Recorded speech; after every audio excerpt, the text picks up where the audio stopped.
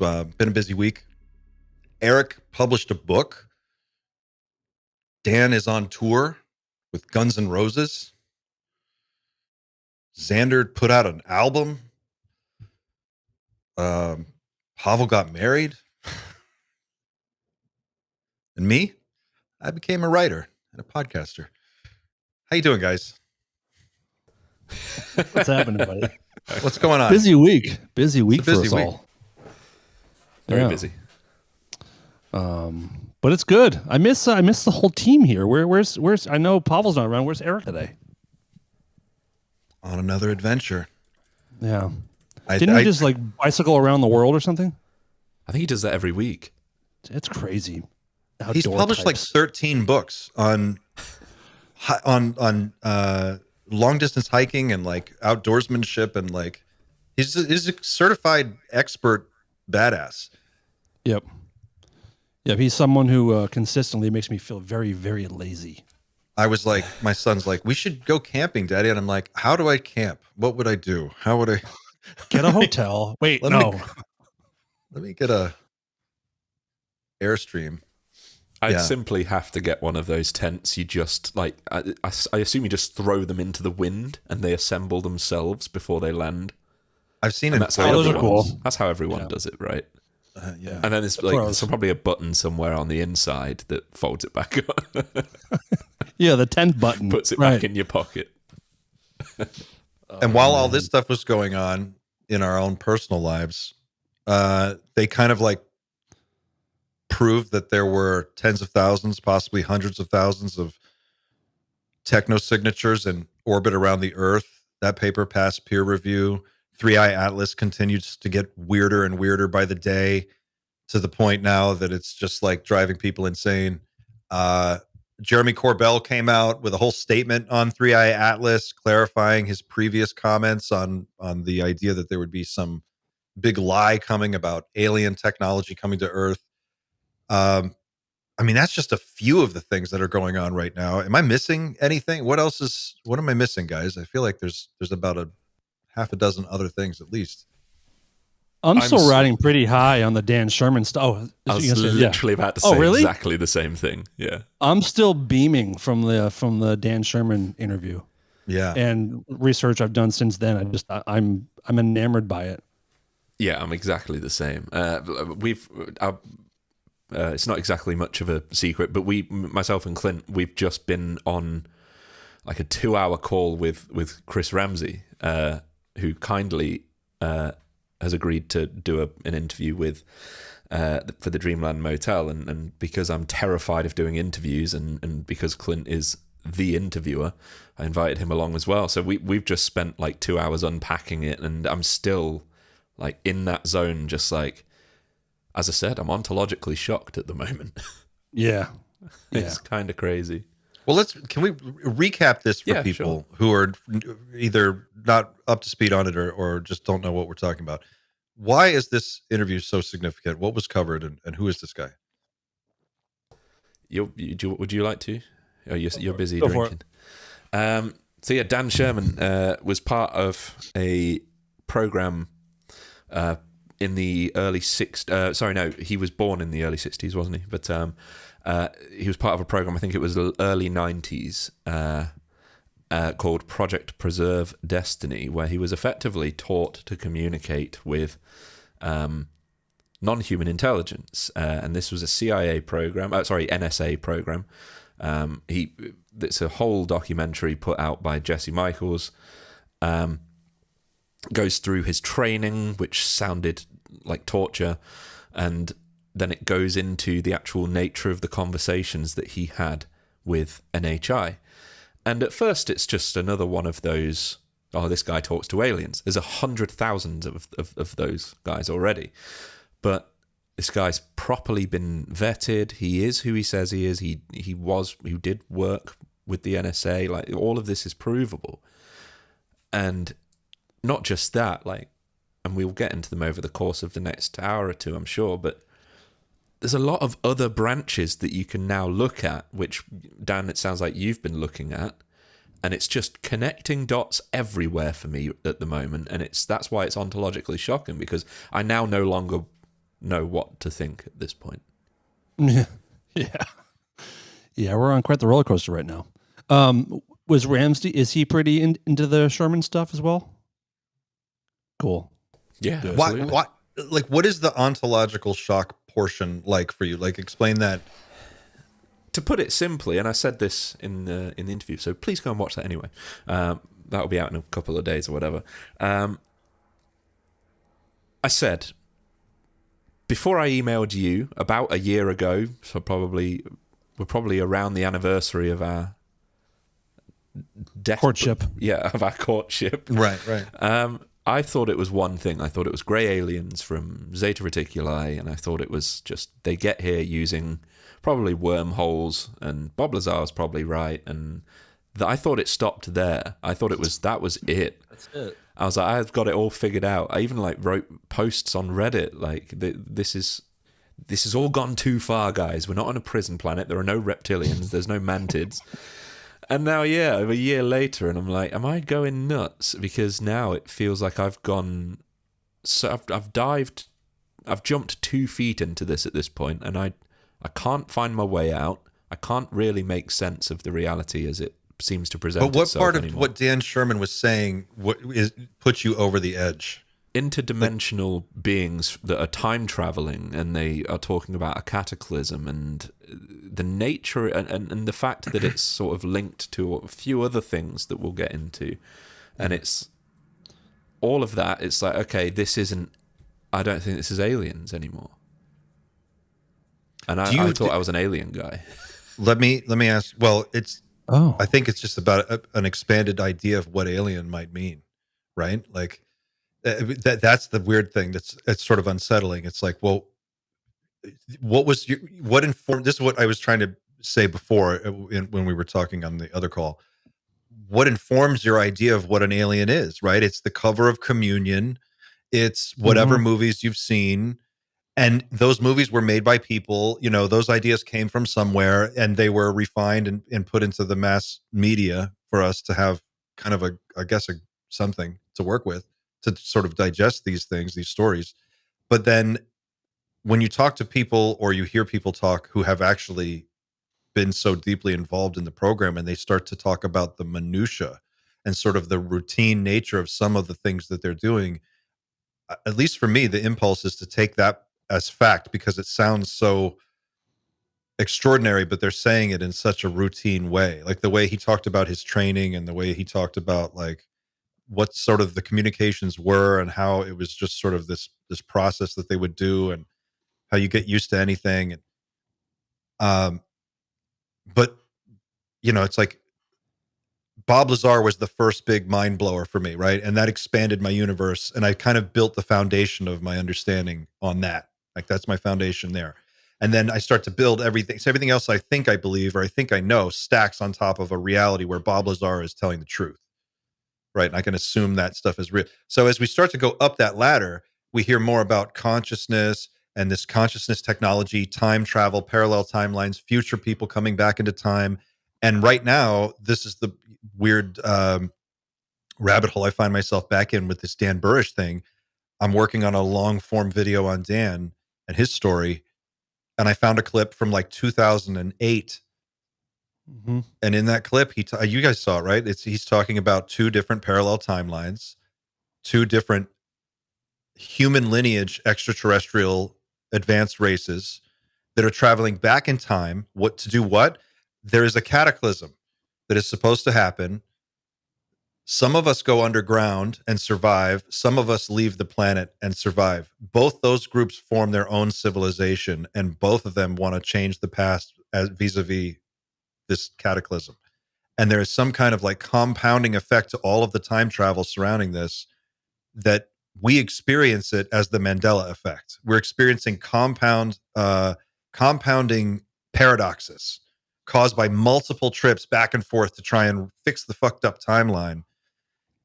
And he's talking about this in like 2008, and he's walking people through this in an interview, and he's doing it. And he's like, and he's saying in the interview, he's like, this is blowing my mind. I'm hearing this and I'm having a hard time believing it. I don't understand it, but yet here we are. And he's explaining his whole story. And then when you hear Dan Sherman talk and Jordan Jozak, and all of these other people. It's like puzzle pieces are starting to click together in the last 12 months. All of these weird different puzzles are starting to join together, and I'm starting to see the outline of a shape that I think I understand what it is. The What do you think it is? I think it's the things I think I know, right? This is my joke, because on the website I want to have things we think we know. Things I think I know are that consciousness survives death. That's a fundamental fact that has something to do with this. Technology can interface directly with consciousness. So your body is essentially just a container. There is something to that. And I think these older races or these older intelligences are aware of that. It's part of their reality. Whereas for us, it's kind of like a question of, do we or don't we survive death? We're not really, depends on who you talk to. But if you knew that was a fact and you built that into your experience cycle, you could, what would your civilization look like? Well, and I think there is definitely time travel happening, because it just sounds like for 25, 30 years, you go back and look at any of the whistleblowers you talk to, they all talk about two things: time travel and consciousness. So it's starting to feel like, okay, we can put that to bed. That's the time travel thing was always, for me, that was like a red line. Like, and as much as I found Dan Burrish's story incredible at the time, I was like, I can't get on with time travel, because it's just, once you start creating logical paradoxes, like, I'm kind of going to fall off, because it has to make linear sense to me. But now at this point, I'm starting to think, I just don't have the perceptive ability to understand what time travel would actually look like. And it's not exactly like a known science at the end of the day. We can imagine what time travel looks like from our current scientific framework, but once you pass the speed of light, who knows what happens? I have, and as I said, I don't think time travel is the machine. I don't think there's a time machine. I think it's likely that time is just, it's kind of an almost, it's important to us, but maybe not quite so important to NHI. And the way they navigate around time, as Dan Sherman said, I think they said they operate around time. It's more of a byproduct of the way they get around. It's like they go here to accomplish this objective. They don't think about what time it's what year it's taking place. It just, that's where they go, rather than clicking, turning like some wheel and setting the dial to 1985. I don't think they do that. I think they just go. I think the other thing that blew my mind was when he talked about, he describes the sensation of having a telepathic interaction with another intelligence, and he's really struggling to kind of like wrap language around that experience and find a way to like localize it. And I watched that that was very interesting to me, to watch the way that he struggled through his explanation, because it's sort of, it resonates with things that I've experienced with psychedelics that seem to make more sense, hearing someone talk through it. And it also resonates with what I hear a lot of remote viewers describe as their process for sensing data. And he's talked specifically about, like, I think he's like, I never tried it, but I think you could actually send a smell telepathically. Like, I could send the smell of a rose from one person to another. And just describing how to do that. And I'm thinking about, like, when I've heard interviews with Lynn Buchanan or Daz Smith or any of the other really great remote viewers, or Birdie, you'll hear them talk about how they perceive sensations. And it sounds like they're talking about a similar experience set, right? Almost like if the apparatus of whatever organ they're using to do this, if it is a part of like our biological brain or some other way that we access information, that there is a standard, to it. There's a rhyme to a reason to the rhyme. Yeah, a lot of things being repeated. I feel like lately, a lot of things being repeated by a lot of different people, different experiences, overlapping what you're saying. Exactly. I guess if anybody watching wants to sort of give their 2 cents, I guess we could, if you want to join the Discord, you can go to the live questions section and see if you can find a way to explain this to how this might look if I was to imagine this place. What would it look like? Like, I would love to hear if anybody can explain it in a way I can understand. What do you mean? Like the consciousness realm, or yes, like what? Yeah. Okay. Yeah, and like, is it like, how do I imagine anywhere without without time being a thing? Like, that's a whole thing in itself. So that's the thing, is that it is a thing. It's just that it's relatively, in the moment when you're there, you feel like it's just now, but it feels like now doesn't mean what imagine if you could just travel through now and it's always now, but you could go backwards in now, and there's a nowness and an I-ness that maintains through the ego death. And as you start to peel away, what my experience was that reality peels away in layers like an onion, and eventually it sort of fades away, and then there's still when it's all gone, there's still a sense of yourself. And there is still a sense of space, sort of. It's like the place where you are, if you were to blindfold yourself and go in a sensory deprivation tank and just lay there and turn off all your senses, it's that type of a feeling. But then you get insights. And I think the insights have a lot to do with just turning off all of the other inputs. So you're the brain activity increases on psychedelics. It doesn't decrease. Everything seems to wire together much more. And then when you wake up from it and you come out of it, at least in my experience, and this is very unique. Everybody has their own subjective experience. I don't want to speak for others, but you come out fresh. When you're a kid, or like if you look at your kid, you watch your kid, and they're seeing the world with fresh eyes, and everything is just exciting and new and clean and green and wonderful for the first time. There is an aspect to the psychedelic experience that refreshes that sense when you come out of it. So it's like only part of the experience is being there, and then the other half of it you get when you come back. I don't know if that makes sense, but yeah, my experience with one time on DMT was just, I feel like that it made me realize that every single thing in our world is aware. So like a laptop is aware of its own existence, that like places are living and alive. That was my feeling that I took away, is that everything has like an awareness to it. It's very, very weird. Very, very weird. If you meditate, David Lynch describes it through transcendental meditation, which is something that I've never really done. I actually would like to take the actual training course and do it, but he spent the rest of his life doing it every single day until he died, and he died doing TM in a chair. I would assume that that's about as close as you can get without doing psychedelics. I believe Howard Stern does it every day as well. I think he's a big TM guy. A lot of really successful people, like Jerry Seinfeld is a big TM guy. He does lectures on it. He goes around, he talks just about TM and like how it blew his mind and changed his whole life. For David Lynch, it was all about, he had a real battle with depression and anxiety and just a lot of the types of anxieties that I think a lot of creative people deal with. And he, I think he had a real alcohol problem for a period of time. He said TM really kind of cured that in a sense. So I think there's a lot to it, but closer to home, I guess. I don't know if it's closer to home. What do you guys think about this paper passing peer review? Beatriz Villarroel and her team, their Technosignatures in orbit.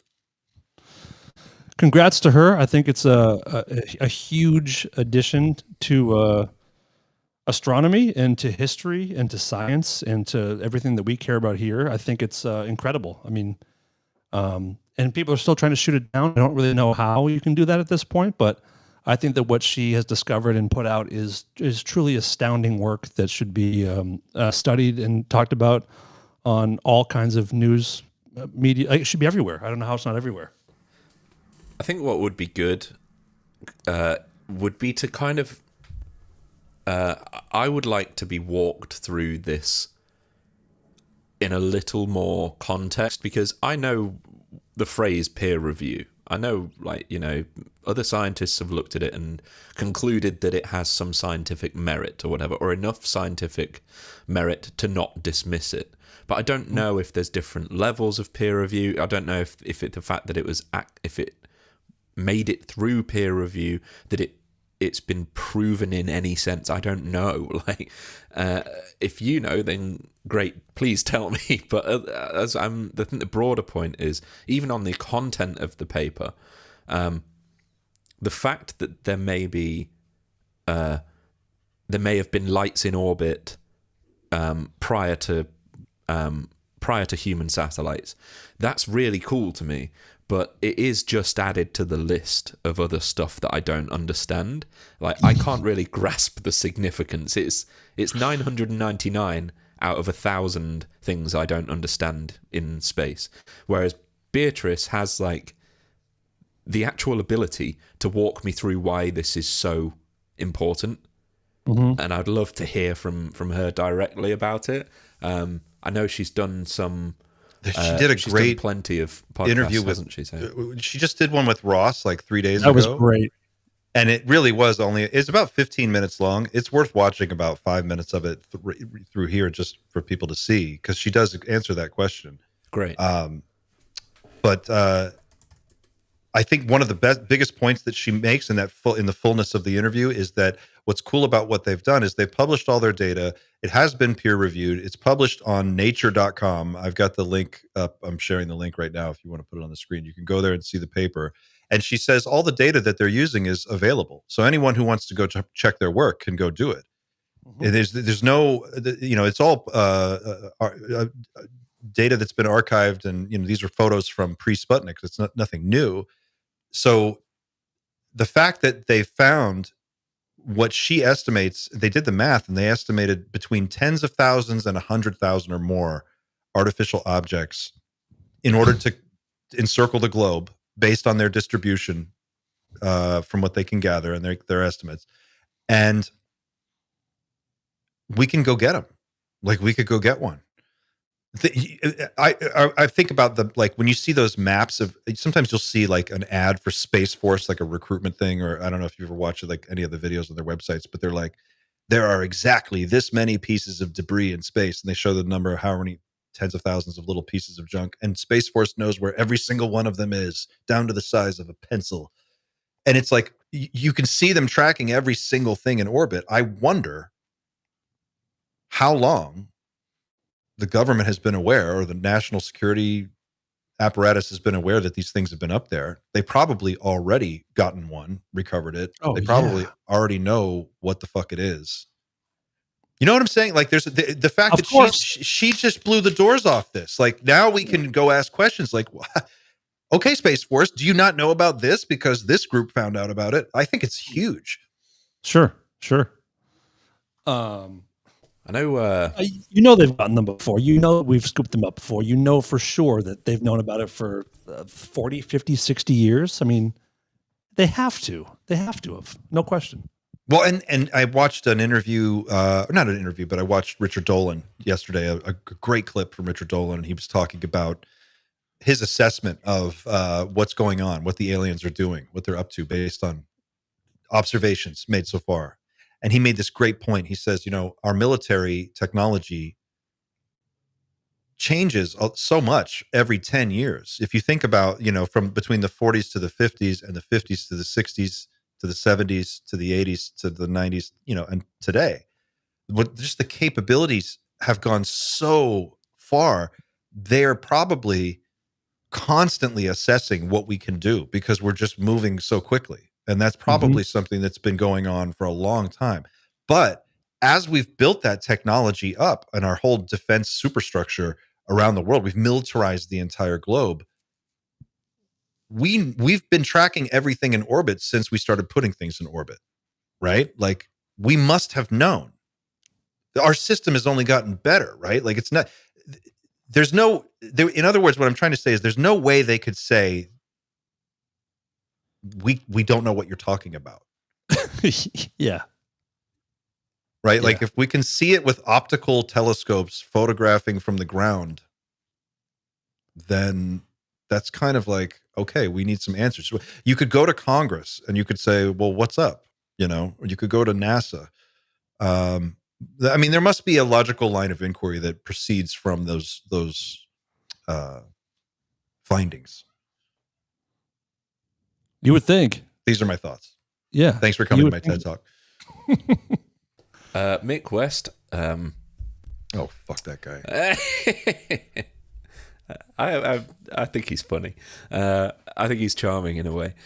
He kind of fell out with everybody over all of this, I think. Let me clarify on the Mick West. I don't believe it. Let me just clarify on the Mick West thing. I don't know Mick West. I've never met him, and I'm sure if I did, he would be a fantastic gentleman, and I would probably feel like a total asshole for having said that. I don't like people who are contrarian because it's just fun to be contrarian. Like, it's just like, well, I'm going to debunk everything because that's going to be my thing. And it's like, well, but you're not a subject matter expert in everything. So how can you debunk everything? You can't be the Swiss Army knife of, technical knowledge. Yeah. So anyway, this is my gripe. So he said something. He said very specifically. I asked him directly about this paper when I interviewed him because Beatriz's paper had just come out. It wasn't peer reviewed, but it was available, and I'd read it as best I could. I tried to understand it, and I don't think Mick had read it at the time, but he was welcome to give an opinion on basically what a standard of evidence would be. And I did. I asked him if his eyebrows would be raised if it would get past peer review and all of that, and he did say his eyebrows would be raised, and he did say it wouldn't. He didn't see it happening. I don't know if he's shifted the goalposts or he's. I think on X he said peer review is peer review, but data is data, and I think didn't he say independent replication is the gold standard. Yeah, he basically shit on peer review. Now that she has it, he kind of took a step back and said peer review is not a the goalpost. The goalposts are always moving with this guy. Yeah. I would like extraordinary claims require extraordinary evidence. Okay, here's some extraordinary evidence. Yeah. Well, it's not extraordinary enough. Well, yep. Well, fuck you then. I would like to know what else do you want?